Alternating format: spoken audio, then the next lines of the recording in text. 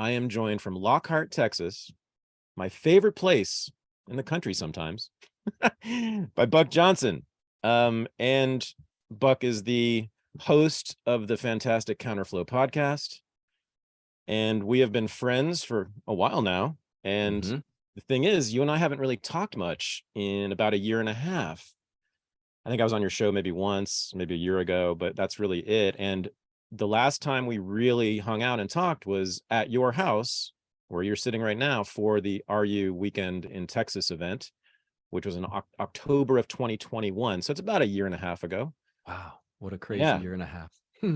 Exactly. So I have seen you during this time when we haven't really been talking, making big changes in your life.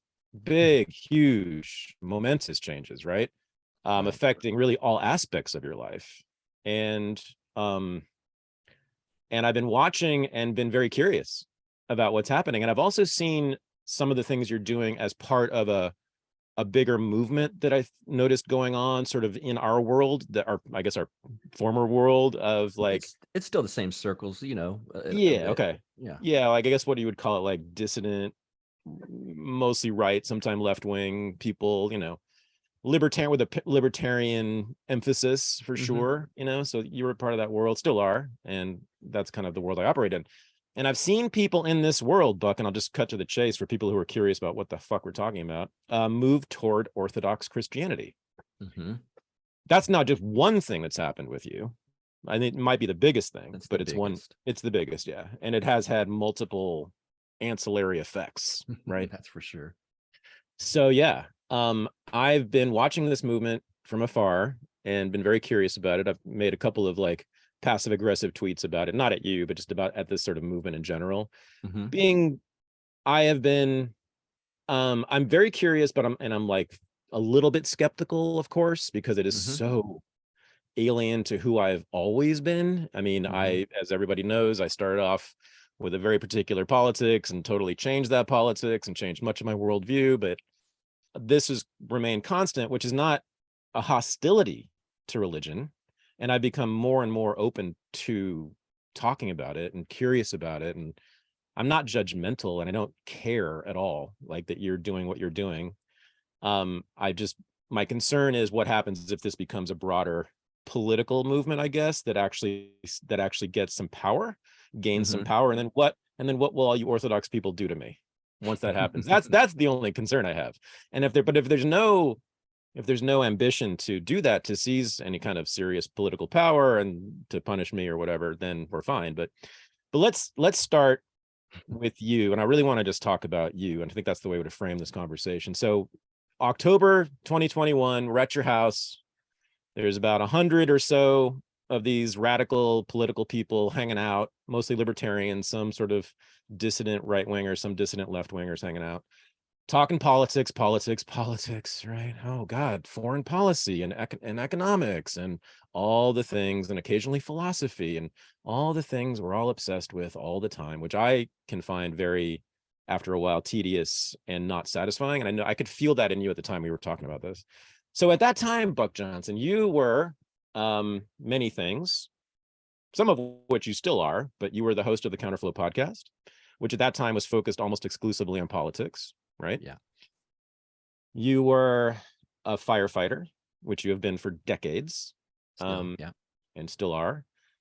You were, and I think still are, a drummer, a musician, and you had been in punk bands and rockabilly bands and various things in that sort of those genres.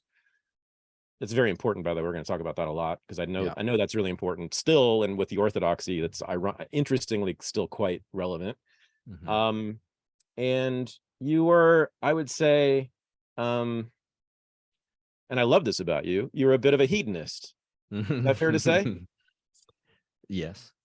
Not swinging from chandeliers with a bottle of champagne and doing coke off the prostitute's basket, but no, you were like, you relished. Those things have happened. you relished, I would say, the sensual pleasures. Yeah. Right. As do I. And that's one of the things I think you and I connected over. But what else were you? Let's see. You were also formerly a Southern Californian turned Texan. And oh, you were a lifelong right winger. For the most You- part, yeah. right. And various stripes, various Yeah. kinds, but always on the right, never on the left. Right. And yeah, so that's who you were as of October 2021. And agnostic. Oh, okay. I didn't know that. Mhm. Okay, you were agnostic. Interesting. As was I. As was I. A year and a half ago. Yeah, a year and a half ago, we were both agnostics. Okay. Now, what the fuck happened, man? A year and a half, I guess, as we're going to call it, of some massive changes. I mean, I could start even in October. It's funny you brought up October 2021 because at that time I was, I guess, ortho curious. My friend Matt Erickson from the King Pill show, and our mutual friend Vin Armani, who goes by Cyprian now. They had both brought that up in various episodes that I recorded with them, but it was just kind of a little nugget of it here and there. And our other mutual friend, Bobby, who does my video producing, he knew that I was at least interested in figuring out what's Orthodox Christianity, because, Vin is a very good talker, and he makes me think when I hear Vin talk on interviews, and Matt is the same way. And I thought, well, these guys they're inspirational to me when I hear them kind of forecast what they see coming. Vin was one of the early ones who saw what was going on with the mess in 2020 and whatnot. And he always looked at it, and he still will say this: if you looked at what happened over 2020 and et cetera, we all know what that is. I don't want to get you in trouble, but as a materialist, meaning you only believe in the things that you can see and touch and nothing else, then you've missed the entire point of what's going on. And that always stuck with me. Like, what does that mean? And at first I thought materialist. I thought he was saying like someone who likes to buy things in the vernacular that we always would say, she's a materialist. But he meant as opposed to someone who thinks beyond just what you can see, touch, and feel. In other words, a spiritual matter. And so those little seeds were planted. And then so our friend Bobby said, there's an Orthodox church. It was that weekend when you were here. He told me, he said, there's an Orthodox church in your town in Lockhart, which, if anyone's been here and anyone knows anything about Eastern Orthodoxy, it didn't seem to be the natural fit. Because this is a small Texas barbecue town, and the churches here are ubiquitous. I mean, they're per capita. It has to be. I mean, I don't know why it's called barbecue town. It should be called church town, but they're what you would think of churches in Texas. There's a few Catholic ones. There's a lot of other denominations, but mainly kind of Baptist-ish. And sure enough, he was right. And so I found it. And the funny thing is that Orthodox, it's the Russian sect of it. It's called Rokor, Russian Orthodox Church outside of Russia. There's various lineages of Orthodoxy, but that's the biggest one. And so it's a Rokor Orthodox church, and it faces an alley. So I found it and started driving by it and seeing the sign for a few weeks, like a couple times a week. And I thought, I don't want to go in there. I didn't know the traditions. I thought I look weird. I was looking much through a Western kind of, I was brought up as a Protestant. So that's so different. So I was looking at things through that lens, and I would go by there and I don't want to go in. Well, Vin had told me, read this one book by Father Seraphim Rose, who was an old Orthodox monk. And this will kind of give you some idea of what it was about. I remember getting the book and I thought, what in the world? This guy looks like an old kind of hippie, for lack of a better term, long beard and all of this. And I thought, weird. Okay. And it was so off-putting at first that I just set it aside. I was like, this is not, I don't know. He didn't look based or something like that. And so I put it away, ended up reading a few weeks later. And then in the meantime, I got a DM on Twitter from someone who had followed me and listened and still listens to my show. And he says, I heard you say that you live in Lockhart now on an episode. I'd like to invite you to my Orthodox church. It's in Lockhart. And it was one of these like Hoppian kind of guys, Hans Hermann Hoppe follow, like his name was referenced Hoppe and stuff. And I thought, what? And I said, well, I know where that church is. I've been driving by it. And so he said, yeah, come on in. And I said, well, and one of my friends, referencing Vin, because of that, I've been reading Father Seraphim Rose, and he said, "Oh, well, Father Seraphim is like the biggest saint. He's not technically canonized as that, but he said Father Seraphim's the biggest saint in my life, and I've followed his journey and everything. I've read all of his books, and he's got an icon on the wall at the church. He goes, please come, you'd love it." And I was like, what a weird series of coincidences. And so that's kind of what led me to start going there. And the first time I went, because if you have politics like yours or mine, it's not always comfortable to just bring that up to normal people. I've since found out that the Orthodox, I wouldn't put them in the normie category. But at the time, I didn't know. I hadn't gone to a church in decades. And so I was kind of shy about bringing anything like that up. I met with the priest afterwards and several of the clergy guys, and they knew of the podcast and they brought it up. And my priest said that he liked it a lot, and how awful the communists were to the Orthodox Christians in Russia, and how that produced all these martyrs and saints. And I said, oh, okay, well, I feel I can relate with that. And he goes, no one hates commies more than the Orthodox Christians. And I was like, oh, okay, well, that's cool.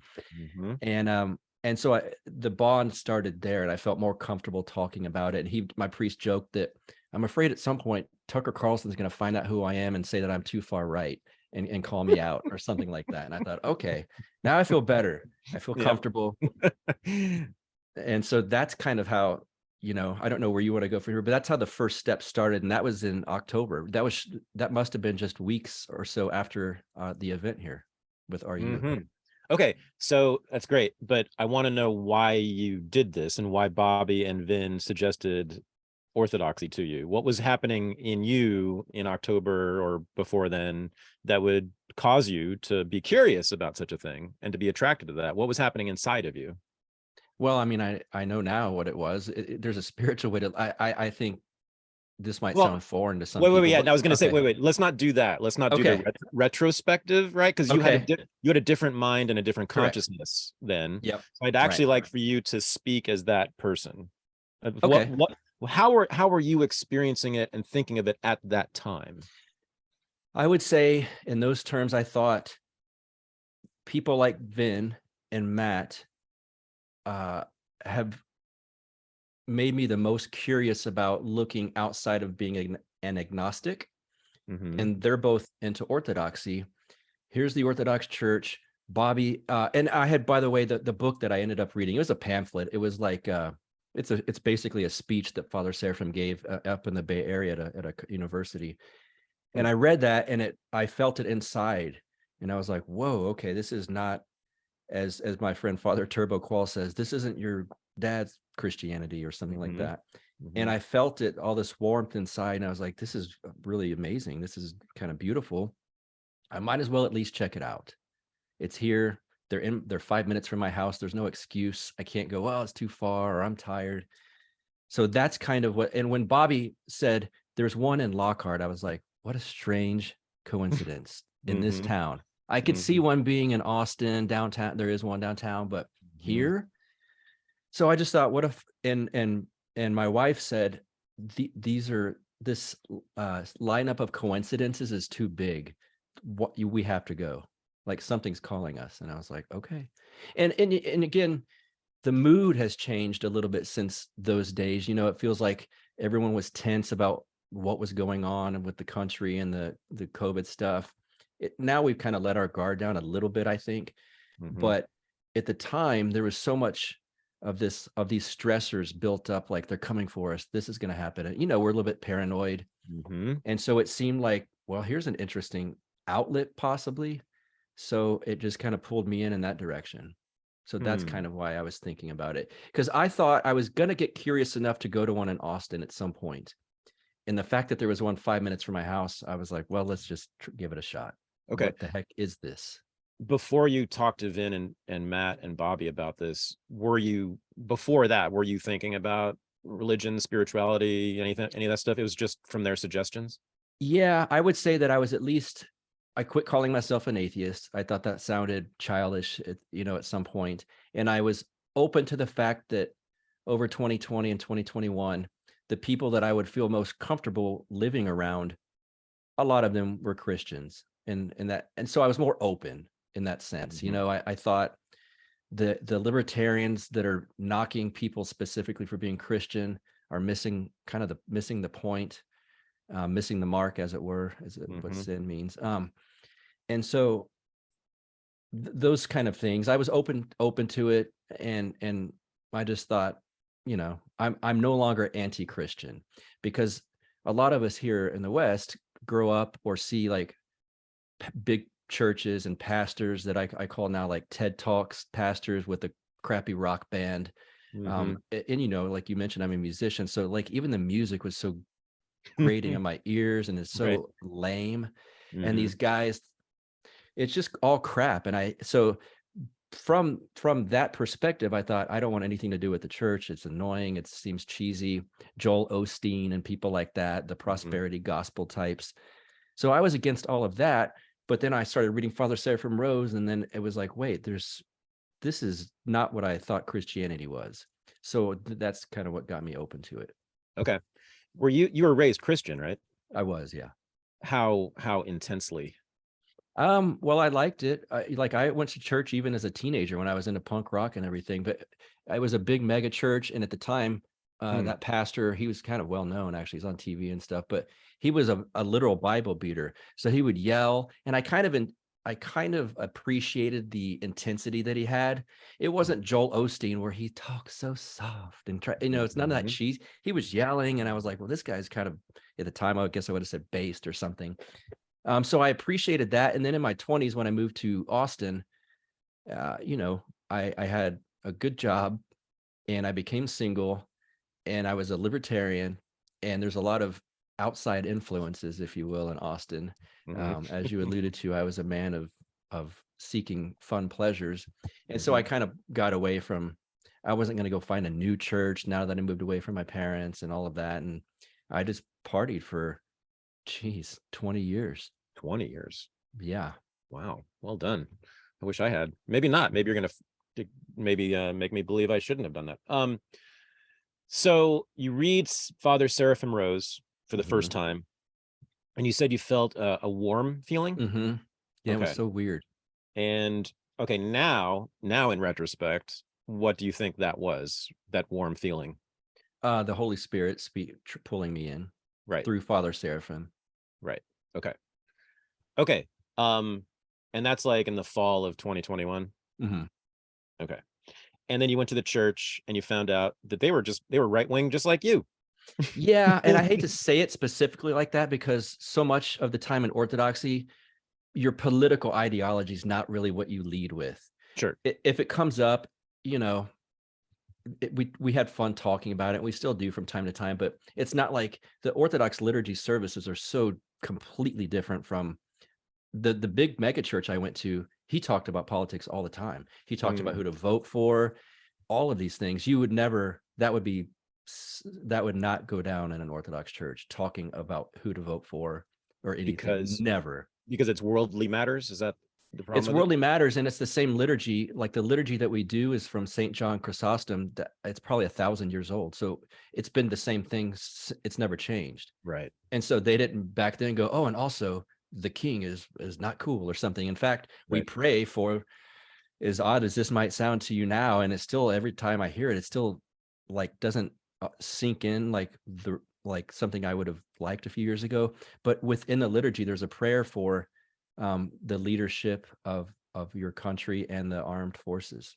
Oh my God. Are you doing that now? Are you praying you're praying for the president now? Yes. Okay. Things and have it's really not changed. And it's not the like right-wing Bible church that are like, pray for our men, and it's not like that. It's literally the same liturgy from 1,000 years ago. So they just haven't, they're not going to go, well, I don't like Biden, so I'm switching the words, if that makes sense. And Buck, what was the name of your podcast before Counterflow? Death to Tyrants, right? And I talked you out of that. Yes, I know. Name. I know. Yeah. I said that's not a good idea to have that as your name of your podcast. Right. But now you're praying for the tyrants.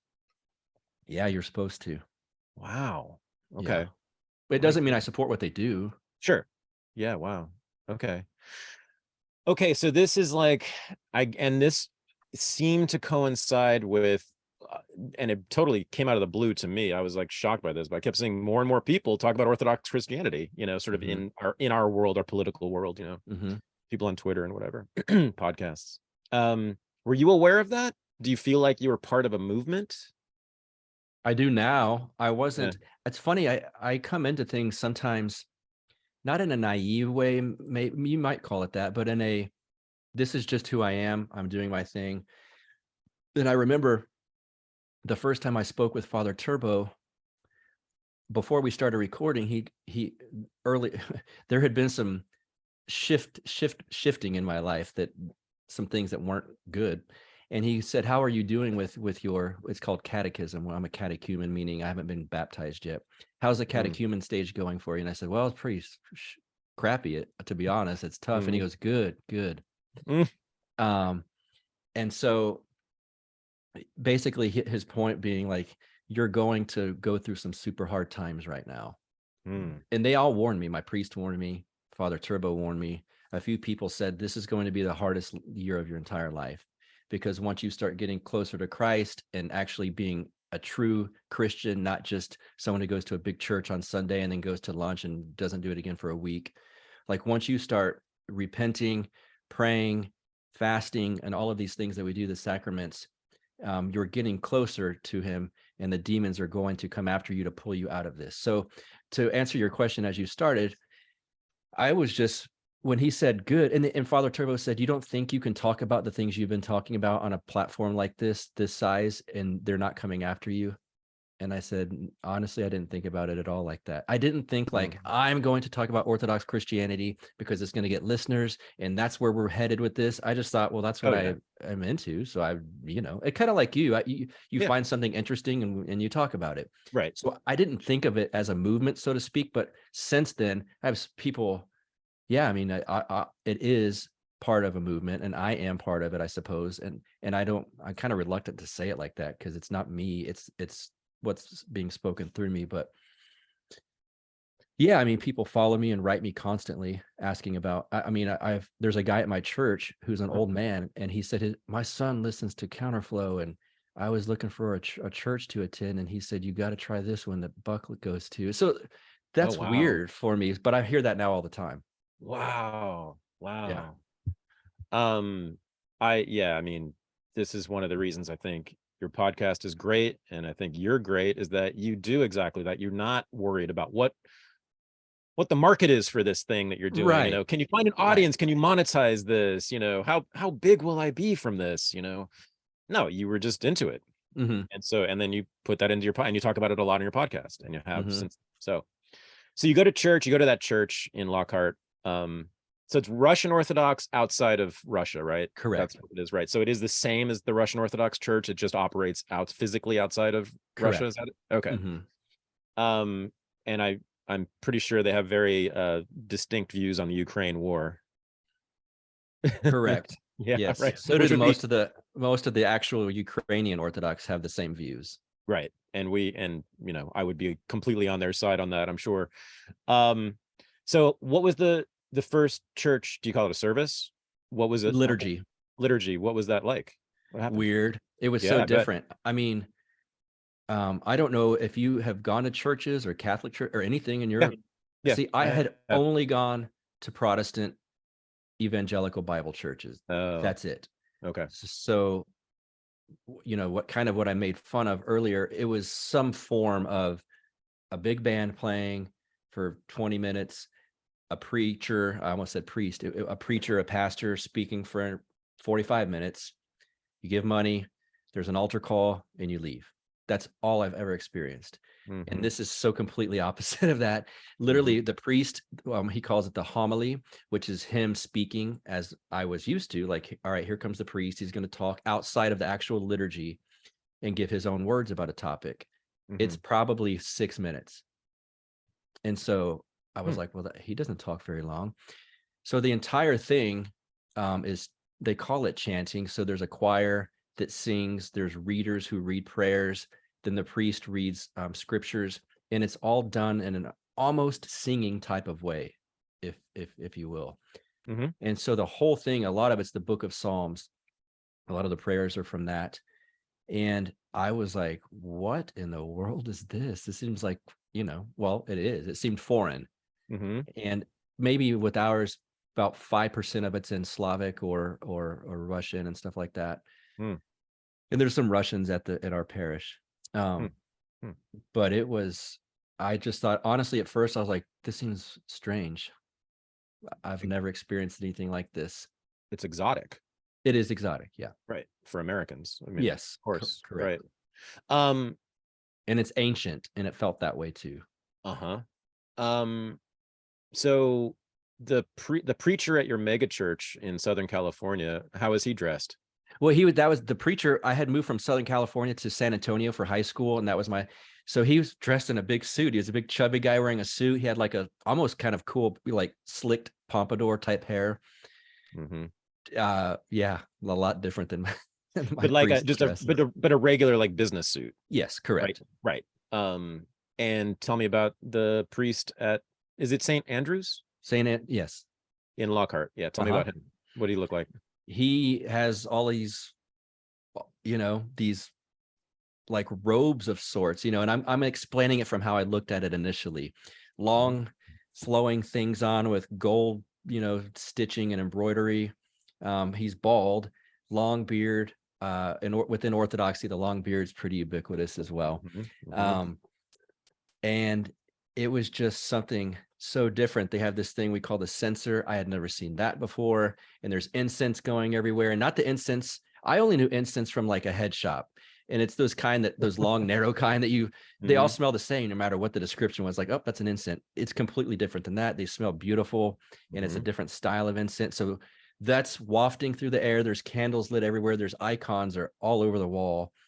And it's like an assault on the senses in a good way. And another thing, there's one bench. You stand the whole time. So there's a bench in the back, and then everyone's in front of that bench, basically, unless you're super old and can't stand, they'll sit there.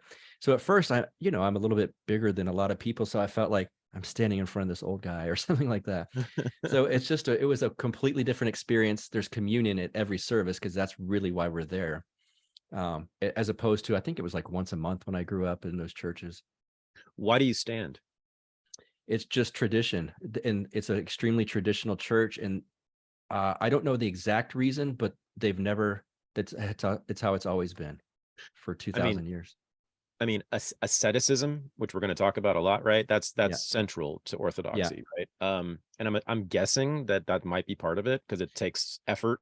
Correct. It's a struggle. It's sort of a sacrifice to stand. Correct. Okay. Yeah, that's a good way to put it. Okay. I mean, I was just a guess, but yeah. And you dug this. You felt it, right? That sensual experience. I was going to say, like, I've been at Catholic church several times, and I've always really liked it, because much more than Protestant churches. I've been to Protestant churches too, and I've known a lot of Protestants, but the Catholic church, it's just a completely different vibe. And for me, the difference is, and this is the reason I like it, it's so sensual, right? Which is interesting, because it's simultaneously an ascetic doctrine, both Catholicism and Orthodoxy, both are quite ascetic. I think Orthodoxy is even more ascetic, but at the same time, as you said, it's an assault on the senses, but a pleasant assault for the most part, right? So the robes, the hair, the beards, the incense, the pictures, the stained glass, the music, the whole, it's enveloping. Yes. And perhaps overwhelming. So and then what did you think? What were you thinking at the end of that service, that liturgy? The first one, I thought, this is just kind of strange. And my wife said, we went to go have brunch afterwards. She's like, did that speak to you? What did you get out of it? And I just was like, I'm not sure, but I'm willing to give it another shot. And not in a way that like I didn't like it, but I'll try again. More like I'm not grasping it yet, because it's so out of my worldview and my experience in churches that I'm curious to give it some more time. It's almost like when you hear a type of music that you weren't familiar with, and you're like, interesting. I don't dislike it, but it's not something that I normally would listen to. Let me give it another shot. And then something starts to grow on you.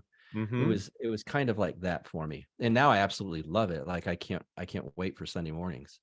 I mean, to me, it sounds like my experience with punk rock. Yes. right? It's like Correct. I remember still the very first time I heard punk rock or, things like that, countercultural music, like in the early 80s when I was a teenager, was, oh my God, this is fucking weird. I mean, I remember like listening to it's not a punk rock band, but an English Beat, the English Beat. Yes. Yeah. And which was it was so exotic. Like I just Yep. never heard rhythms and instruments like this before. And then it became my favorite music about a year later. And I became, Yep. not only that, I was like a ska mod because of that. I like changed my entire identity around it. Yes. So so you went back a second time. It was a big enough pull, I guess, for you to go back a second time. What happened the second time? Then I started to, well, I had started to research it. I started looking up the liturgy online and seeing what different parts of it meant, because it's all completely, everything they say and do means something. It's not just fluff. And so I started looking at that, and I started kind of looking at some other books. And I should also mention like the community aspect of it. Yeah. That phrase a few years ago would make me cringe, but now I'll say this too. It's small. Like this church is, I mean, 600 square feet maybe. Oh, And wow. so if there's 40 people there, it's a little too crowded. Oh, But wow. there's normally there's about 20-ish. But there were kids. That was another thing I got to say. There's no Sunday school for kids because the Orthodox Christians want the kids to grow up with everyone in that experience and live the liturgy and experience it. So for someone who came from, again, a big church where the kids go off to a different room, at first I'm like, this kid's like walked right across the center of the floor and is like, like, shh, don't they? No, well, no. Okay. And so I started to figure that out. And so the community is super friendly. Everyone's shaking my hand. Hey, I heard about your podcast, and super nice. And the girls are hugging each other. And it was so wholesome in a good way. And so that was kind of pulling me back too. And Brittany was like, the women are so nice. And, we go there thinking like we're covered with tattoos, like they're going to judge us or something like that. And it was so far from the case at all. Like it was like, they didn't care about that at all. They're hugging you. So that the spirit of the community kind of pulled me back as well. Yeah. I mean, I've been saying this to my libertarian friends for a long time, and I probably said it to you at some point. Community, man. Like you need community. The state should not provide it. The state should have nothing to do with it. But I believe that people need community to be happy. At least I always have. And I know that's true for many people, and I've recommended it. And that's a big problem with holding an individualist political philosophy, right? Is that you kind of you had like an allergic reaction to the damn word. And I can totally see someone who is from, relatively, it's a society that we all live in that's already atomized to a certain extent, right? And it's getting more and more atomized, with the ever pervasive reach of the internet. But I can totally see why someone like you with your background, and there's another element I want to talk about in a second, would be so attracted to this. And I think the community is the first thing I would think of. The sensuality of it is another thing I can think of. One other thing about you is that, which I haven't mentioned, is you're very into physical fitness and the discipline that requires. Also, being a firefighter, a career, decades-long firefighter who's risen through the ranks too, has been a good firefighter. That requires tremendous discipline. So I would imagine like the combination, even some forms of punk rock, I think really do sort of extol or express a kind of masculine discipline, which I know is very appealing to you. And I bet you the masculine discipline, asceticism in the church there was also, and because you talked about Joel Osteen, like speaking very softly, kind of like a girl a little bit, right? And they have, Orthodox Church has famously traditional views on gender. And they have basically, I think they've been more or less forced into the role of defending masculinity in recent years because it's come under such attack in recent years in the West, and to some extent even in Russia. So I'm getting a sense of, does this make sense to you? Am I analyzing you correctly so far? Okay. You're a good interviewer. Yeah, you're spot on. Well, yeah, I mean, I'm half guessing, but yeah. So, but then it took a turn. Then you went really into it. and you started reading about it because you're also an intellectual and you're very curious about things. You wanted to know about the ideas, what the hell is this really about? And what are the thoughts here? And so what did you find, and why, for God's sake, Buck, like, explain to me why that would be appealing to a 21st century secular, you basically were, libertarian. Like, why? I'm talking about the intellectual content of this religion, the ideas in it, not the stuff we've been talking about so far, which is also very important, but like, I'm talking about the content, the message. Yeah, it's interesting because unlike Protestant churches, where often now I've in my own research here, a lot of men will stay home and the women and the wives go. That's in Protestant evangelicalism. That's very common.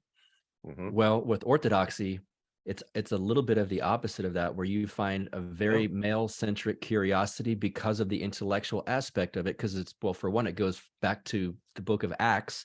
So you've got thousands of years of literally it's generation by generation, and it hasn't stopped. And so you can read, if history is a thing to you, where there's an Orthodox church that's still in operation, where there's a chair that's roped off and the last person to sit there was St. Paul from the Bible. So those things, it's like, why didn't someone tell me about this, like the fact part of Christianity? People did, but it just seemed more like blowhard type stuff. And so if you're interested in history, and there's of course a philosophical part of it, the church fathers were super philosophical. I couldn't believe it. I felt like, where has this been hiding? Why did people not speak to me about this before? And I have a tendency, and I think you might have this too, to when you get into something, I don't want to just like know the contemporary version of it. So in other words, I always used to compare Protestant big evangelical churches to Mitt Romney, and then like Ron Paul's like the pure thing. I didn't know how to say it at the time, but if you're looking at it in those secular terms, Ron Paul would be Orthodox. He's not, but you know what I'm saying. And I did the same thing with music. I like rockabilly and old country. Why would I want to listen to Garth Brooks if I could go back and hear Hank Williams?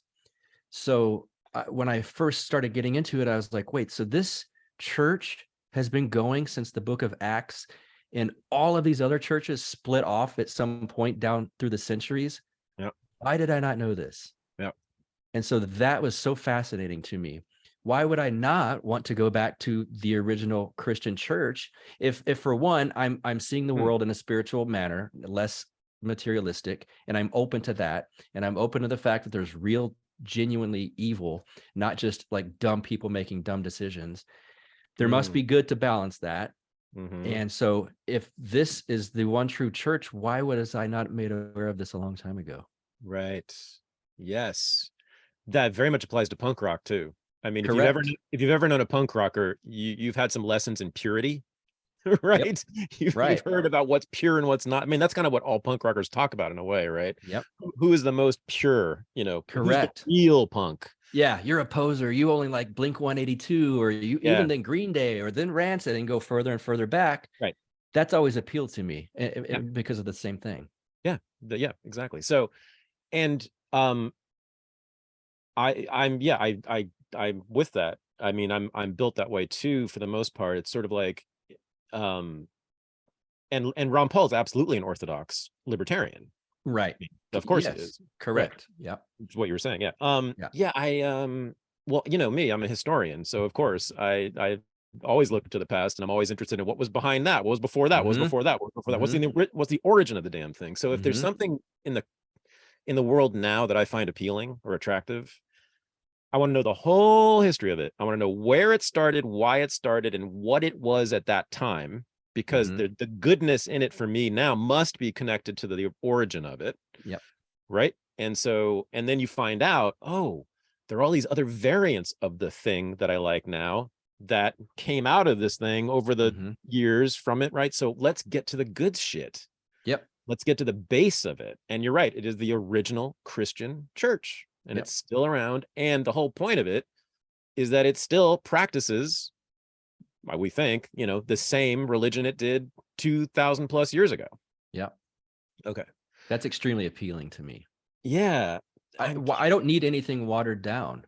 That doesn't appeal to me, a watered down version of something. Why just well, then I would just want the something. I drink whiskey. I don't pour water in it, right? Exactly. I just want the whiskey. So it's the same. Yeah, I am the same way, and I'm trying to figure out what that is. Like maybe I don't need to figure out what it is, but yeah, I'm definitely the same way. So that all makes sense to me. Of course, you and I are gonna like have our major differences about things like truth and Yes. and good Right. and evil. I Yes. mean, pretty much those are my only real problems with it, but those are pretty big ones, Yeah. just the truth Those are claims. And I big. don't those are big, and I don't care that you think that something's true or good or evil at all. Right. But I do want to question it, and I want to get to the bottom of it. And mostly, or really entirely, what I'm concerned about is the attempt to impose one's ideas of good and evil and truth on others. So we'll get to that in a second. But yeah, so yeah, I've heard you talk to some Orthodox American priests on your show, and they say that Christ is truth. Yeah. The truth Right? is a person. Right. Yeah, truth is a person. Christ, and of course, oh my God, Thad Russell just like can't. I have a hard time with that. I squirm in my seat listening to that. Right?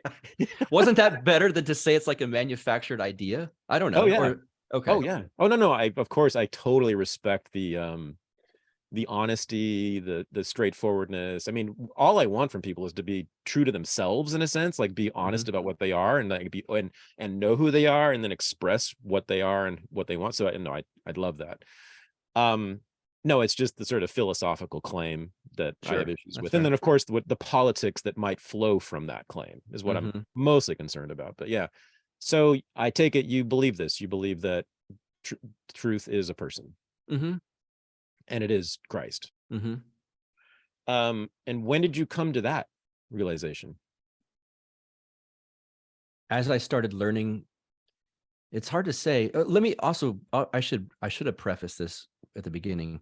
I am 0% expert on Orthodox Christianity. So for those people listening, I don't want, if y'all might know more about this than me, I don't want you to go, well, Thad's guest thought he knew it all about this. I don't know it all. I don't know much at all. I know my own. We established you didn't know anything about this a year and a half ago. So, okay. Yeah. Good. No one's pretending otherwise. Yeah. As you get deeper into prayer rules, fasting, which is tough. Right. And learning to sacrifice yourself in ways that you didn't before, and then reading scripture, of course, and kind of learning and attending the liturgies, learning on the fly, as I guess I could put it, little things just start to click. And so I can't always articulate, oh, I thought this, and I realized it this one day, and then I knew it. In fact, I still call it faith. There's parts of me, the old me, the black and white libertarian, I want to go, well, of course I know it's true. It's still faith, right? And so that's part of this. And you can point back. The American Western side of me does like to know that this happened for a fact. This is historical. There's documents of this. That's impressive to me. And that should help convince someone like, say, my father, who grew up in Western Christianity, like, well, I need, after the Enlightenment, I need to know these facts. And this is why we think this. No person before the Enlightenment would have ever said, how do you know there's a Christ, right? That's an American thing to ask. But so I don't know if I answered your question directly, but it's an experience, I guess I could say. That's as good as I could phrase it. Right.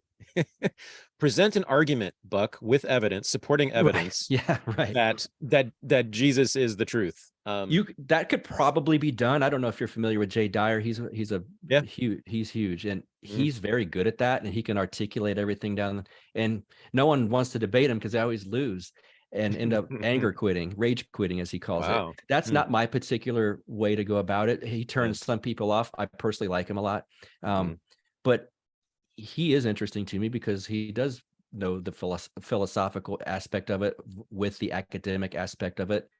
And he can tell you about every other religion as well and why orthodoxy is correct. I don't necessarily take that approach. So to me, that's actually somewhat contradictory with orthodoxy and religion generally, which is that it has to be about faith. And I mean, that's kind of, and to make an argument for the existence of God or for Christ being the truth, is like, that's an Enlightenment Correct. post-Christian way of thinking. There are critics of Jay that say he's viewing it through a Western lens. Yeah. And so that's a, that's not my critique, but I have heard people say that. I grew up under a Western lens, so I still like people hearing, it's intellectual in a way. So I like hearing that discussion. Yeah, I mean, the thing about one of the things about libertarianism is it's highly rationalistic and positivistic, and they're all about data and evidence and logic and reason. Yeah. That didn't work well over the last few years, by the way. Brilliantly, usually, but it didn't. That's right. Oh, did COVID and the lockdowns and the vaccines and all that, that must have had something to do with your massive. Okay. Yeah, we didn't really talk about that. I mean, what did that do to you internally? That my facts and reason and logic have no bearing on anything else in the world. No bearing or no effect? No effect. That's a good way to say it. Yeah, no effect. And so I would start to see people, and wrong or right, I would see certain things happen. I was like, this is not like to look at this like John Stossel wouldn't go, can you believe these guys thought this? It's like, yeah, I can believe they didn't only think it. There is an evil spirit acting within them to do this. This is not just a goofball. Like, I thought the jab was going to work for people. Those were people that they knew better. They knew it was population control, and they knew that from the start. Now it's slowly coming out, but that's a spiritual issue. There's been spiritual warfare since the beginning of time. That's what that is. That's not just like a person that's greedy, although that could be a spiritual issue as well.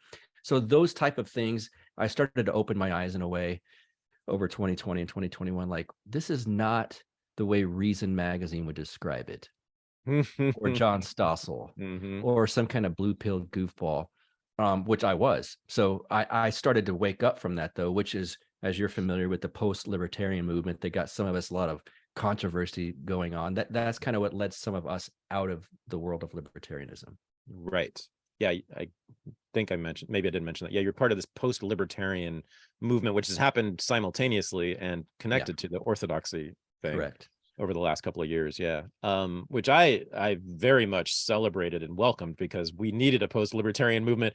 I'm not sure I wanted to go in the direction you guys went in, but I love that you're just doing something different, because libertarianism has gotten very stale for me. Yeah. I never identified as one, and never have been one. I've always had major differences, but I also had major agreements with libertarians. But recently I've just gotten, maybe it's similar to your feelings about it.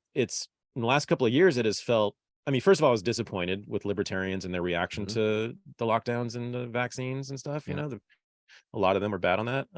But now I just feel like maybe it's just that I know all of it, and there's nothing else to know about libertarianism. But I find it to be stale and boring and irrelevant. And so do I. And that is not a knock by any means. There's still wonderful voices within that world. I love Dave Smith. I love Jeff Deist. I love Tom Woods. I love Bob Murphy. Sure. I'm not knocking them. Just a constant for me personally, an ongoing discussion of the state versus the individuals, not particularly fun. Yeah. Well, there's a whole lot more to life than that. Yes, I would hope so. Your relationship as an individual with the state is one thing that goes on in your world, but that's just one of many things, right? And that's, to me, I guess, the essence of the problem, is that they're too reductionist about life, about human life, and what matters and what makes one happy and what makes one unhappy and all that. I agree. Yeah. That's interesting to hear that. I haven't talked to any post-libertarians except for you, but it's good. Yeah.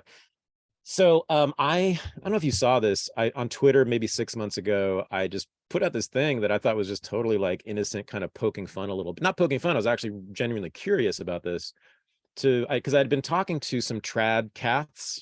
Gio Penichetti had been on my show. I don't know if you know him, but and I talked to Anthony Easelin 2 years ago, who's a beautiful, oh my God, you should read him. You'd love him. He's a traditionalist Catholic academic, and he writes for Crisis, and he's just amazing. His writing, I mean, if you like that kind of writing, you're gonna love Anthony Easelin. But I've been sort of hanging out with these guys a little bit, and I was just curious. I was like, all this reverence for like the great cathedrals of Europe, right? And sort of posting pictures of like things from that world, from the Middle Ages or antiquity, and the assumption that this is beautiful, right?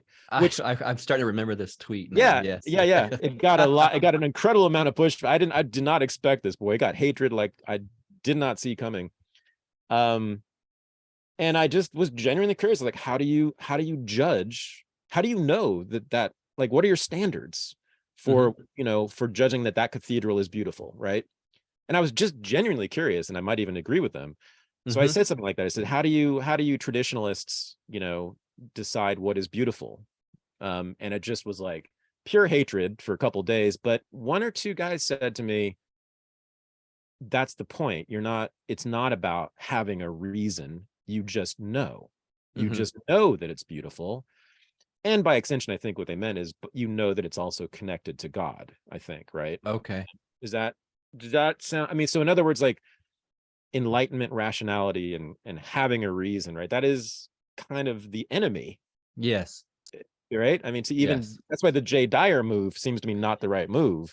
Yeah, that's his, like I said, that's the critique on him. But you're correct. And there's even a knock sometimes from people that know more than I do within Orthodoxy that I speak with on a regular basis. Like, this is an interesting book, but please do not get bogged down in the academic aspect of Orthodoxy. Too many men like that part of it, and you're not experiencing like why you're actually there. So there's a constant urge to like, okay, it is very interesting. It's a beautiful history, lots of stuff to learn. It's never ending, but just careful. Don't look at this as an academic. Right. So is it important to you to have an argument for why Christ is the truth? No. Right. Now, then the question is, how do you proselytize? How do you convince, or do you care? Do you care about convincing others? You live as an Orthodox Christian should live, and you try to experience that. And my patron saint, who I will be named after, that's what they call it, Saint Seraphim of Sarov, was a Russian saint, and he had a quote that was something like, "Achieve inner peace, and 1,000 around you will be saved." That's how you proselytize. People will look at you and see the example. Correct. And I'm not trying to go like, all right, I better act peaceful today, or better be humble. It's just, as you experience Christ and the Holy Spirit, that's something to strive for. And hopefully you can inspire others. Don't try to inspire others in a vain glory reason. You know what I mean? There's a fine line to walk. So I'm not trying to say, look at me, everybody, maybe you'll be Orthodox too and be saved. It's not that kind of thing at all. It's just acquire the inner peace, be an example of what an Orthodox Christian should be, and hopefully that can inspire people. But I'm certainly not going to lead with it. One of my clergy said, you can never argue someone into heaven, but you can certainly argue them out. How do you argue them out of heaven? By being a condescending jerk, and they go, I don't want to be a part of this Christian stuff. This is stupid. So what I just heard is, I think, that Orthodoxy is not evangelical. No. Great. Then we're good. Yeah. then I'm like all for it. You have at it. Seriously, like I would even support, like, funding Orthodox churches if they're not evangelical. No. Because I always want counterexamples, and I don't even care what they are. I want people to have choices. That's all. But also, there's always at least a very important critique of the rest of the world coming from a church like that, right? Anybody, I think, will learn something about their world from listening to those guys critique the world we live in, right? That's correct. But we're not trying to force that on anyone else. In fact, let me tell you this really quick. Another thing that opened my eyes to the beauty of Orthodoxy was 2021. We had that massive freeze. Everyone called it snowpocalypse here. And of course, Governor Abbott and Ted Cruz kind of got some flack for some things. Right. We were knee deep in snow in Lockhart. It was quite beautiful until everyone started losing power. And the only church in the entire city that was open was ours. And they opened the door. There was a line around the block. They fed people, housed people, gave them food, water, clothing, everything like you're supposed to do. And they also, by the way, never closed during 2020.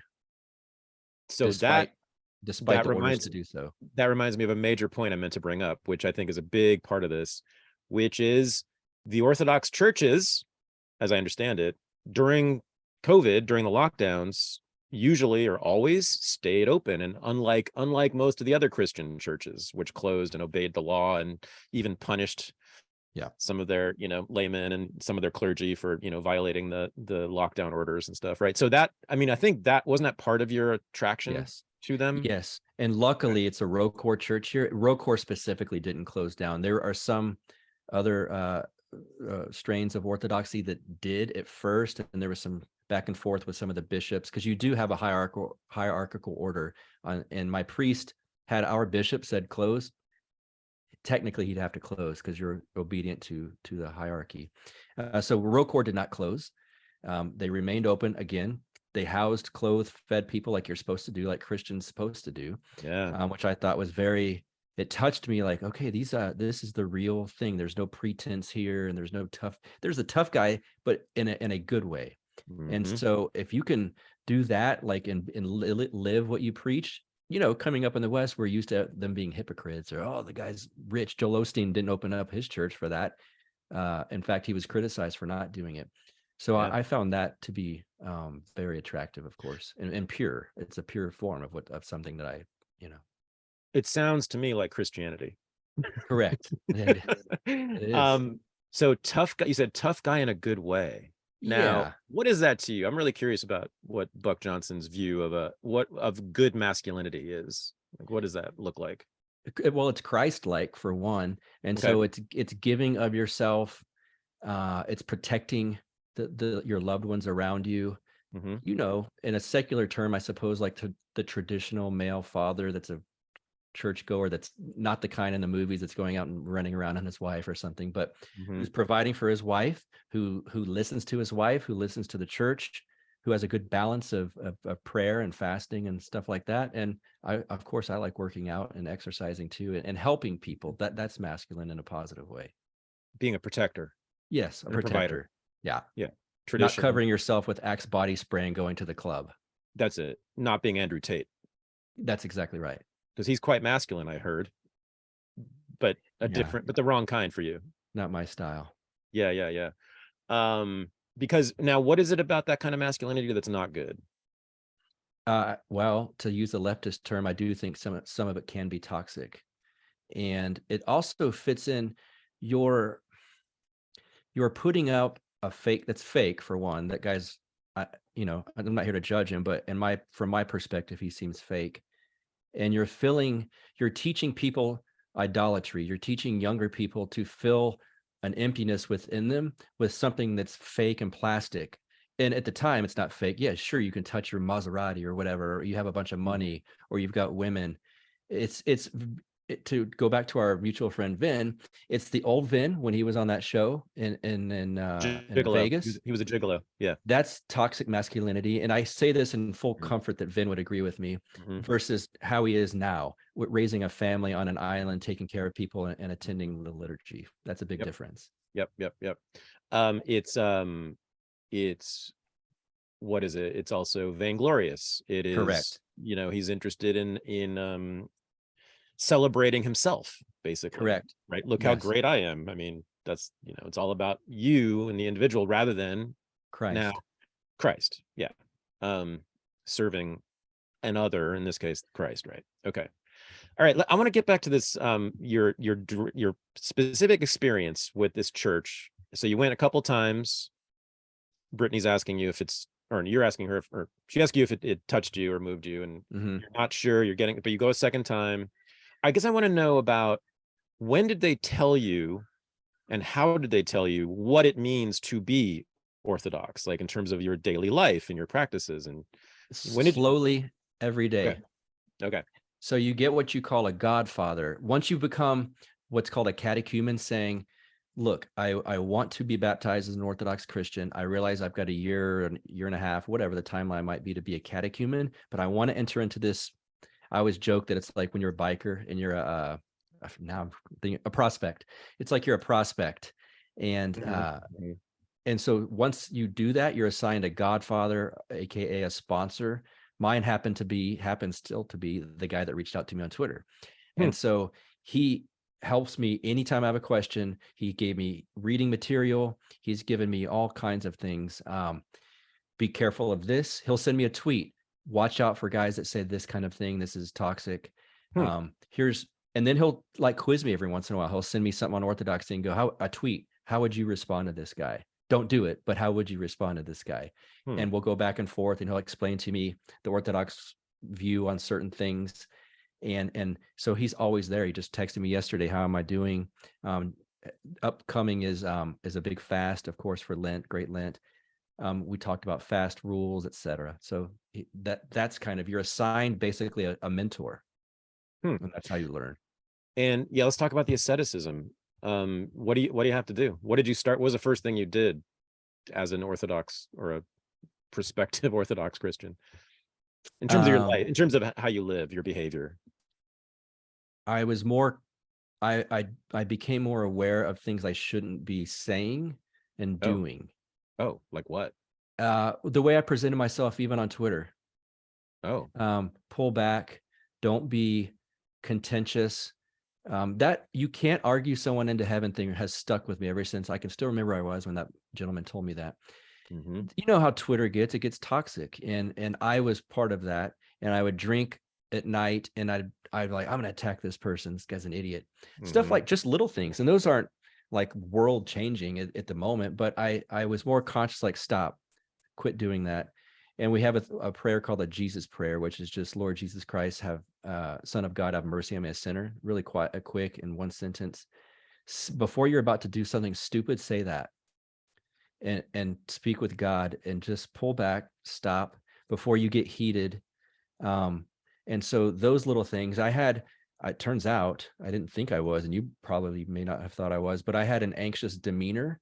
Mine just was manifested itself in a much different way than, say, like a stereotypical female where you're just frazzled.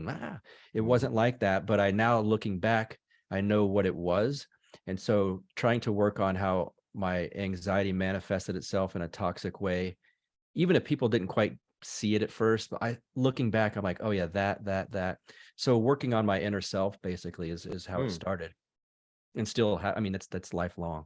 I mean, that just sounds really healthy to me. Like, it is very healthy. I mean, just no matter what your religion is, Yeah. But what is it? I'm trying to drill down to the essence of this, the meaning of it. So what is it about arguing with people on Twitter that is not advised? I don't know that anyone said don't do this, but it's my own personal take on being Christ-like, because that's the goal, by the way, of Orthodoxy, is to become Christ-like. We know we're always going to fall short of that, but that's different than Protestants view it. So if you could be fully human, that is to be Christ-like, because Christ became fully man. We can't be, because we're fallen, and so we're always struggling against that. And so just being aware of that, just thinking, why am I going to be insulting and arguing with someone's not what I meant, but I was like, I would be mean to people. I still remember a fairly well-known libertarian. He went after Ron Paul, and I immediately saw it, and I was like, well, I made some crack about how he was fat and ugly and had a beard and looked like, this, it's just stupid. Yeah. And so I'm not saying everyone needs to come to Orthodoxy to quit doing idiotic things like that, but it's helped me stop doing things like that. Well, it's mean, right? There's a meanness, and there's, I guess, why Christians would not like that is that it's fractious. It causes divisions among all of God's children. Is that? Yes. And because we're also seeking unity too, right? Don't we want unity? Correct. It would be nice. Yes. And it's not, and you're still in some way, it's narcissistic. You're idling yourself. You're idolizing yourself in a way, like, oh, this guy's fatter than I am. So it comes across with vainglory and things like that. The passions, as we call them, which are inversions of Christ's gift to us, it's that on display. And it just makes, why would an Orthodox Christian want to put that out there in the world? Right. Okay. Yeah. It's the ego. It's the gratification of your ego. Right. Correct. Right. Okay. Rather than serving Christ. Right. Right. Okay. Or being, I guess in your case with Orthodoxy, it's being like Christ. Right. Right. Trying. Yeah. Okay. So when did you first fast? Just this past, let's see, that was in just after Thanksgiving through January 7th, because January 7th is our Christmas. We're on the old calendar. It's a little harder to explain, but it's 13 days apart as time and leap years have happened. technically, if you went back to the Bible, December 25th is now progressed 13 days ahead because of the way time works. Anyway, so we're on that old calendar. And so the fast was from just after, I would say, November 30th to January 7th. It's tough. What? And so it's not a fast like people think with intermittent fasting. Okay. For one, there's not a hard, strict rule because you speak with your priest, who is your spiritual father, and you say, here's my diet. He's very cool. He knows what I do for a living. You work out, you're a firefighter, you work every third day. You're supposed to basically be vegan. You can drink beer because it's bread. You cannot drink wine, no oils, no meat, etc. So you're still eating. So the first I'm eating like pasta and sauce and beer. And I was like, boy, this is different.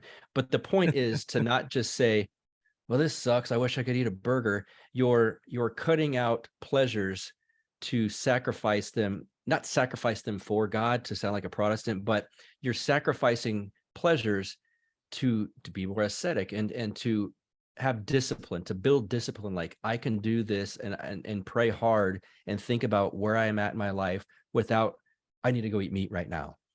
And little things like that. That's kind of, it's kind of like when you, in a secular version, when you start a workout at say CrossFit and they go, all right, let's cut out alcohol for you for the first 2 months. And you're not doing that just like, damn, I sure wish I had a drink, and they're punishing you. They're saying this is going to help give you discipline. It's not for the lifetime. It's for a short period of time. We're building up discipline in you to help you as who you are. Whoa. Yeah. Okay. That is really illuminating. So I have taught Christian asceticism like for 30 years. I mean, it's the piece of Christianity that I'm most interested in and that I'm most opposed to, or critical of, I guess. But the way that I read asceticism in the Bible, especially in Epistle to Romans and the Gospel of Matthew, which I think is where it's most clearly spelled out, and then later in Augustine. I don't know if you've read him yet, but like, no, he's the one who really, do the Orthodox do Augustine, or is he part of the? He's not super favorably. Why don't they like Augustine? They should love him. Why don't they like him? Because I mean, I don't want to speak out of turn, but he's bigger in Catholicism. Yeah, no. And in this Catholic split from us in 1054, of course. I can't articulate all the ways, but I know for a fact he's not looked highly upon. Oh, wow. Okay. Well, he lays out Christian asceticism as well as anyone I've ever seen.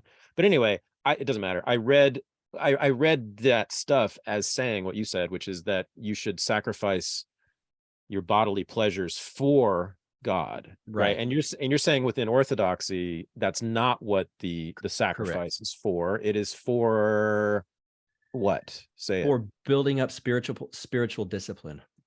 Yeah. And it works, in my opinion. Yeah. Self-discipline.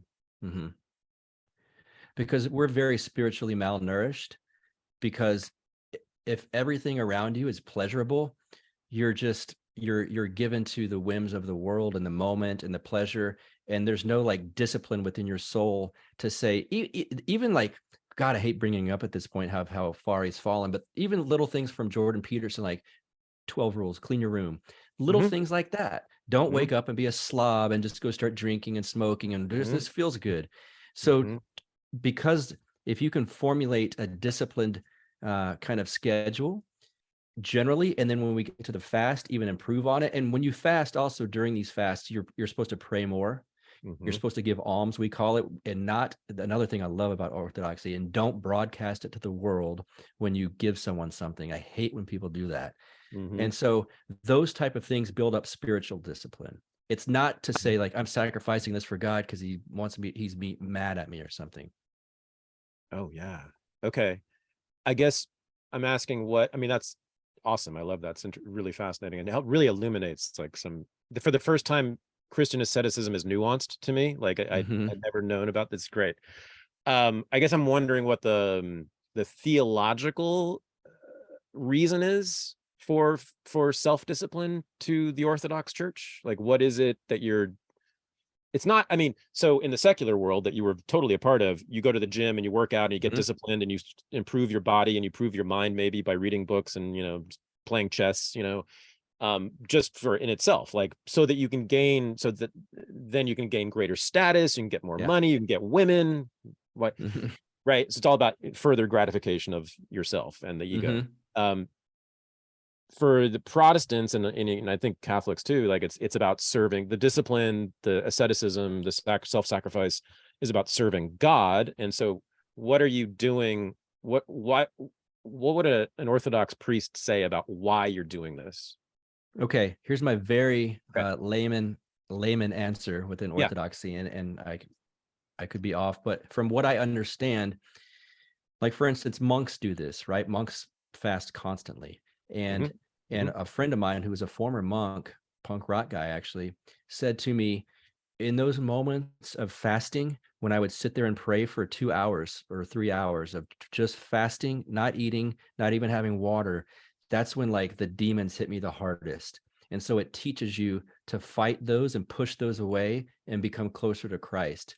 So in other words, and I have felt this too, the fasting's not fun. And so when I'm sitting here praying in silence and you're starving and you really like, that's demons trying to pull you out of that mindset of becoming closer with Christ. And they're saying, just go eat this. You know, it's always like the old cartoon on your shoulder, just go do this. And if you can push that away, it builds up a spiritual strength inside you. Yep. Okay. Okay. So let's get down to some, it's not criticisms I have, but I guess differences, or why this kind of philosophy, theology, worldview, way of life is not for me. Both in who I mean, part of it is, by the way. I mean, part of it's totally appealing. And in fact, I do some things that are basically Orthodox, you know, right? I mean, of course. So to me, the history of every major religion, and many of the minor ones too, most of the minor ones, I would say, has been a history in attempting to control people, to you know, these are exercises in social control, like, which, by the way, is not necessarily a bad thing, because people have passions, right? And which cause them to be chaotic socially. Like the society is not going to like them for being chaotic. For the individual himself or herself, as you said, I love the way you said, you know, if you're surrounded by all these pleasures, you're kind of always at the whim of them, and so kind of you lose yourself, right? Actually, ironically, right? The soul or yourself, whatever you want to call that thing, you are whatever the TV is showing you. And so to me, the major religions have always been an attempt to primarily to control that stuff, to convince people to discipline themselves so that they're more orderly. Now, being more orderly is not a bad thing in itself necessarily, right? But dude, you were a libertarian. You were a punk rock libertarian. I mean, libertarians are famously congenitally like hostile to any attempt to control them, right? And any attempt at social control. Social control is like the worst thing you can do. Now, they tend to be, of course, focused on the state or governments attempting to control people. And you probably haven't changed your mind about that, right? I mean, I don't think about it too deeply at this point. Really? But I mean, yes, I'm not for the state, you know, making someone go to a public school. No. Right. But I mean, didn't you like sort of actively resent any attempt made by at least government to control people? I still do. Not I could concoct visions of where it would work, but certainly not in today's society and with this government. No. But I mean, you hated that though. I mean, you bristled at any attempt to control you, right? To control your body, to control. And that's what the whole COVID thing was about. The rage that you and many of us had was about, fuck you. You're not going to tell me where I can go and what I can say and what I can do. Right. I mean, that's what marks libertarians in terms of personality, you know, or libertarian friendly people like me, you know, that's totally who I am. I just can't stand being controlled. At the same time, I have to say this, and I've said it before. I love going to the boxing gym and having a coach tell me Yes. exactly what to do, Yeah. second by second. And if I don't do it exactly the way he tells me, I'm wrong and I have to do it again. And he is in complete control and I have no control. And that time I'm there, I am totally at his mercy and I am serving what he wants to do. Right. That's my Um, daily life now. that's right. That's right. I figured it was. And when I go to the gym and I do that, it's like an hour or two though, Hmm. where I'm doing that. And then I leave and I'm just back to my anarchist self, doing whatever the fuck Hmm. I want. Um, but that's your whole life now. I try to make it that way. Of course, everyone falls. Yes. Yeah. But you want that now. Yes. Now the thing is, you probably wouldn't say that you're being controlled now. No. Right. You're No. controlling yourself Yes. to achieve something else. So is that the fundamental, is that the crucial difference? Yes. That's why If I'm being controlled, it's by the old powers that be. Not that that's a bad way to say it. It's the old me giving into what I would call demons. So in other words, if let's say if I were single right now and I was out having a beer and this girl said, I want you to come have an orgy with me and my friends, being in control would be to say no. Mm-hmm. Being out of control to where they're controlling you and the spirit of this world and modernism and demons are controlling you is to say yes. Right. Right. So the control part is really giving into the spirits of this world rather than becoming one with Christ. Right. So this does jibe with a core piece of libertarianism, which I think comes from classical liberalism, which is the self-regulating individual. Right. Mm-hmm. That's what at the core of that to me is the core of that political philosophy. If you regulate and discipline yourself, the state won't have to. Yes. Right. I mean, that's Right. kind of what Ron Paul's been preaching. Correct. Whenever Yeah. these things come up, like, don't do drugs so that the state doesn't have an excuse to come and control you, to stop you from Right. doing drugs, right? To have a law, because you don't need laws if people control themselves. Yep. Right. Okay. So that's, Yep. in that way, you haven't changed, and that makes sense to me. And also, this is why I think a lot of libertarians tend to go for things like intense workout regimens, and Yes. CrossFit was a famous libertarian thing, and paleo diets, and they're Yep. always interested in that kind of Right. self-improvement. Yes. Yeah. But self-improvement that revolves around masculine self-discipline, I think. Right. Yes. Right. Okay. Does that make sense? Like that's Completely. Yeah. It's the Hoppian form, which I still like. Hoppe's version of libertarianism is his thing was, and Jeff Deist and Lou Rockwell. If you want to be a self-regulating society, for one, it's got to be small. Two, it would help if people were Christians. And that's when I started being more open-minded. Like, you know what? Jeff's not particularly religious guy, and he's my friend, and he told me that same thing. And I thought, I can't argue with that. That's probably true. And you really saw that over 2020 and 2021. Look at what groups were pushing back against mandates. And then look which groups were going wild in the streets and burning things. So that's part of what kind of opened my eyes. So it is now the cynic would say, or maybe Thad Russell would say, that when you do that, you become your own cop. You become a cop. You've internalized the state in a sense. The regulatory piece of the state, you've internalized it, and you're doing the state's work for it. Right. And then you've made yourself into an orderly citizen. So Joe Biden and Kamala Harris and all these like demonic political figures that you hate so much, that I hate so much, they're going to love the Christian buck. No, because they're fighting for a spirit of evil, and they don't want the Christian buck to live his life in an orderly way. They would like the Christian buck to not go to his Christian church. Okay. They would, if they had it, and we're seeing it in Ukraine. We all understand which side Kamala and Biden are on.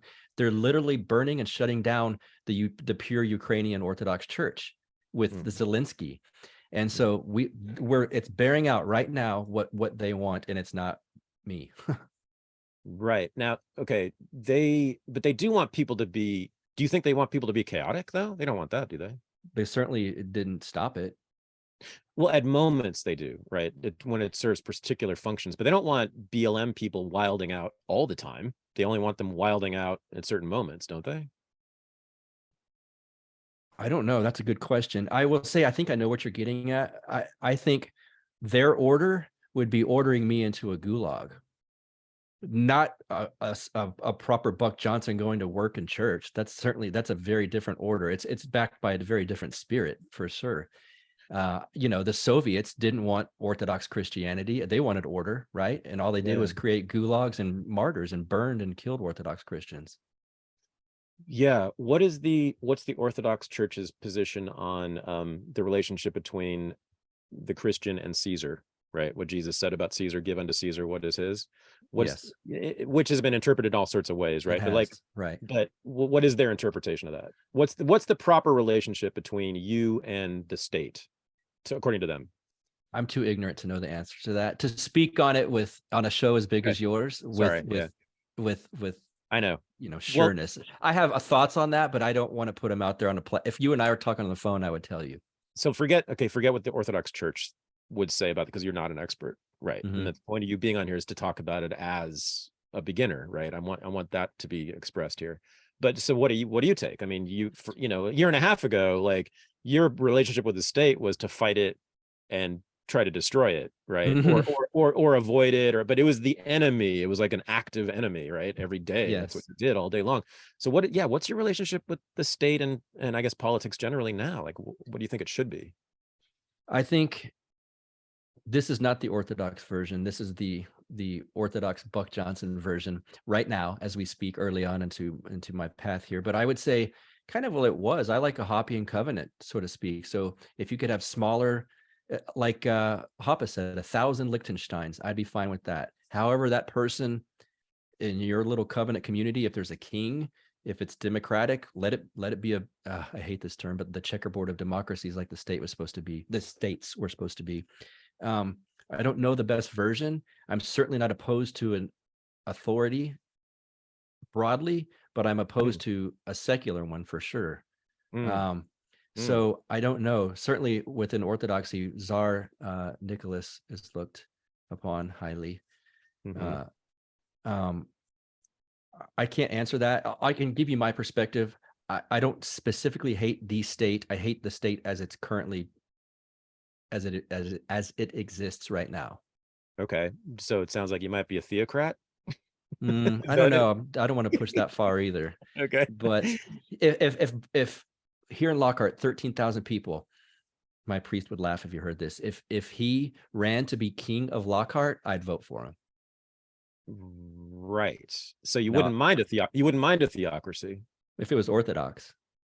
Yeah, that's what I mean. Yeah. An Orthodox theocracy. Okay. Yeah. Well, I mean, historically, I don't know, the relationship between like the Orthodox Church and the Russian state is very complicated. Depends on correct, whether it was the Soviet period or the Russian Federation period or the Tsarist period, whatever. Right. But I mean, they've been sometimes, I think, cooperative and sometimes not. Right. Yeah. Certainly not with the communists.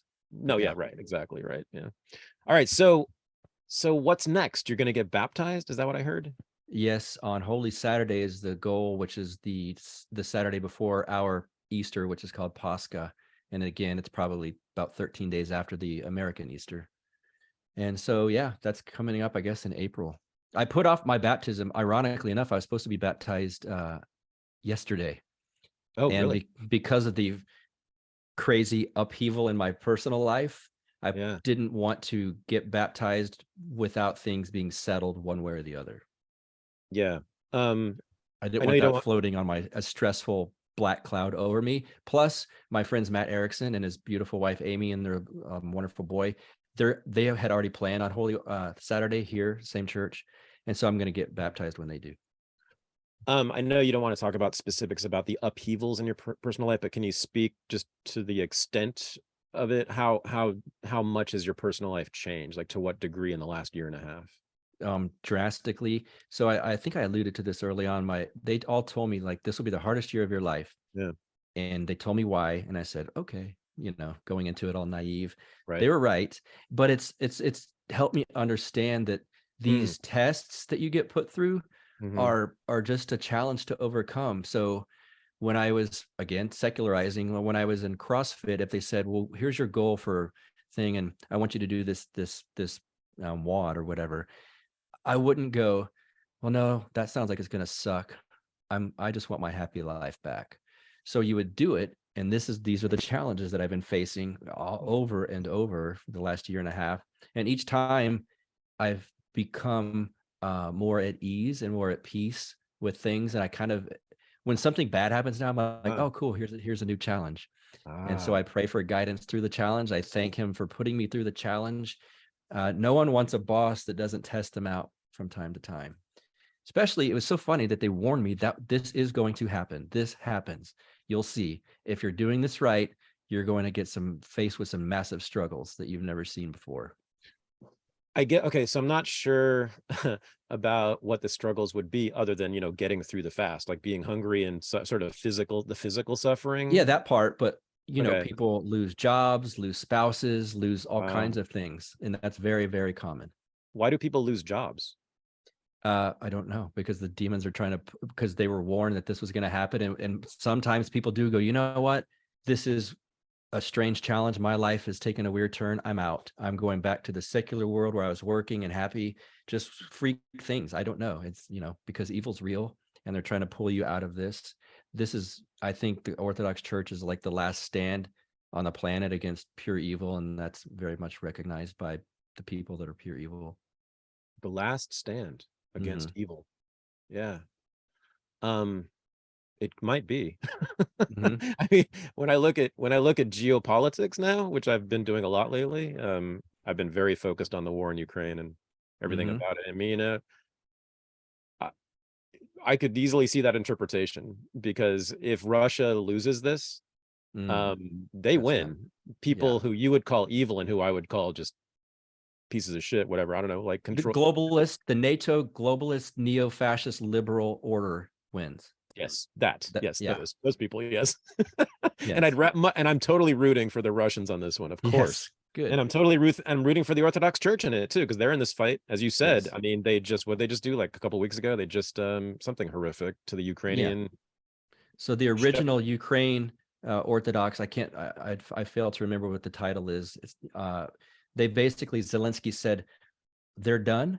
We're closing them. They're killing priests during all of this, and they've got this new fake, like a new world order Orthodoxy church that's come up, and they're like, this is the new Orthodox Church, and it's completely plastic and fake and sponsored by our State Department and whatnot. So that's what they're doing, and trying to push the original church that's been there for 1,000 years out of there, because that's the pure one. Right. Yeah, exactly right. It's not the westernized one. No, that's what they're trying to pump up now. It's disgusting. Exactly. All right, final thing I want to get to, I want to go deep inside you.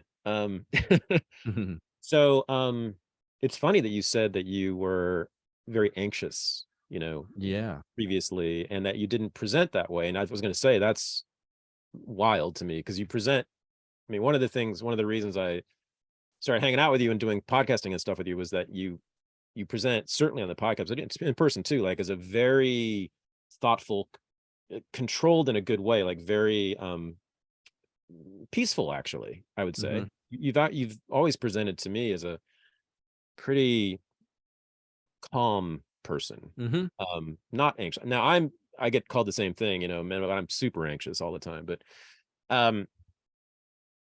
tell me the difference between just the way you felt a year and a half ago, just your feeling, your basic general feeling a year and a half ago, and now. You kind of did a little bit, but flesh that out a little bit. Okay, that's good. I would say now I feel more at ease and at true peace, rather than, I was always good at projecting peace, partially because of my job. You can't get to a fire scene and start yelling at people. Right. And so there was this pressure to like internalize everything in the moment and be like the peaceful presence in the moment of an emergency. So there's still that, of course, but because of that, I was like pushing everything down and burying it deep inside. And over the last year and a half, I've learned to like let all of that go. And like there's a nervous energy that I wasn't even sure existed. Now I know it did, but at the time I didn't think so. So learning about that over the last year and a half has Mhm. made me, in praying, to Saint Seraphim of Sarov, who had this inner peace. If you can pray to him and ask him, pray for me, and just, I need some of that, just a millionth of what you had. And so it comes, and I've been going to therapy, which has Oh, helped. really? Yes. Oh, Um, yeah, okay. a Christian therapist. Oh, wow. And yeah, she's hard on me in a fun way. I like her. Huh. And so Wow. she's helped me. It's weird because the system they use is called this Bowen system. I forgot his first name. He's brilliant, and he was not a Christian, but man, some of his wording sounds like a saint would say it. And so it's very in line with like church fathers and saints in the Orthodox Church, that method of healing yourself. So I've been doing that as well, and that helps. And yeah, the old me, anxiety, as you know, manifests itself in so many ways, and mine was just not the most obvious on the surface way. Yeah. And so So that, peacefulness. You feel more at yes, peace, a general feeling of peace, right? yeah, big time. Despite how my life's, Yeah. if you looked at it from the outside, you might be like, how do you feel peace? All these craps happen to you. But Right. I just accept it with gladly, and a new challenge to overcome, and that just brings you, closer to God. Yeah. I was going to ask you, had you ever been in therapy before all this? No, Yeah, I figured. Okay. no, not Now my you, thing. but you are now, but it's with a Christian therapist. Yeah, But and I now love it. you know what, you know, people from my world out here in San Francisco would say. And do you know what my mother did for a living? She was a therapist, right? So Mm, you know what they would say. what's that? They would say, Oh, that. you're substituting. You're doing the Christianity shit is just like a substitute for what you really need, which is therapy. And if you get into real therapy, not Christian therapy, that'll fix the problems that led you to this weird theology, right? But what you really need, Buck, is just therapy, like good Mhm. old secular Freudian, whatever, cognitive therapy. I would have a circumstantial retort to that, Okay. in that someone I'm close with did just that without the church part. Oh yeah. Oh yeah. No Oh yeah. results yet. I'm with you. No, I know. Like I spent 10 years doing psychoanalytic psychotherapy and it just made me less happy. No Mhm. doubt about it. No doubt. I learned some things about myself, but I was miserable. In Oh yeah. fact, this person told me recently, "How did you make so many steps forward? Is it just praying and therapy?" And it was like, "Yep, Yep. yep." Yeah. Yeah. Yeah. And fasting. I mean, that And actually, fasting, that's you, tough. Yeah. yeah, but how you described it and what it does for you, Right. getting through it, and it gives you that sense of peace because you got through this thing, you got through this suffering, this struggle, this pain, Yes. right? So the next thing, won't be as hard. Right. Right. But I think Standing for 2 hours in church every Sunday. At first, I was like, "Damn, this sucks." And now it's like, two yeah, I hours. just do it. Yeah. Yeah, That's the right. short service. The peace you find, and I will tell you this, and I've said this before. I mean, I have had my three great teachers in my whole life, and this is somebody who was in college or in school for like what 25 years total or something crazy. I had three good teachers. Every single one of them was a Christian minister. Wow. Okay. Oh yeah, like minister. Like originally they became Yeah. academics, but they were ministers in different denominations. And I have known not Orthodox people, but I've known many very, very religious people, mostly Christian, who I saw that in. I saw peace in them. Mm-hmm. That is exactly what I would say about Al Denman and Richard Bushman and these guys I knew who Mm-hmm. were real Christians. Mm-hmm. And is this right? Is the reason for that when you become a real Christian, a true Christian, an Orthodox Christian, that you become less important in the world? Big time. Yes, absolutely. So there's less at stake when something happens to you. That's a It's very less important. The bad thing that happens to you individually is now less important if you're less important. correct. That's a very good way to put it. Yeah. Isn't that like the whole story right there? That's Seems to the me. cross. Yes. Yeah. Yeah, man. Well, Buck, I will say you got halfway toward converting me. Hey, I Um, was an atheist and agnostic for 20 something years. So I know, yeah, no. I get it. I get it. Like I get the appeal. I get, and I don't mean, it's more than an appeal. Like I get what it means and what it can do. And I think it's good. I think it's really good. And I'm really glad to hear that you feel more peace now. I didn't know you had a problem with that before, but I'm so glad to hear that. And I'm I sorry didn't to hear either. about, yeah, I know, right, exactly, right. And I'm very sorry to hear about some of the problems you've had since you've done this in your life. But I imagine you're thinking at least that those are going to be good things ultimately. Is that right? The major changes in your personal life, that they were necessary maybe, or I think so. yeah, okay. Yeah. I just continue to ask for guidance and pray about it. So it's come this far. Yeah. Yeah. Well, my friend, thank you for this. Yeah. Thank you for having me back. Always love talking to you. And just I'm not gonna, yeah, I don't know what to say to you. I think I don't have anything to say to you. I think you're doing something very important and meaningful, and there's nothing I can say that would add anything. So just thank you. You're welcome. Thanks, Thad. And we'll talk soon, I hope. Yes, sir. Okay. Bye.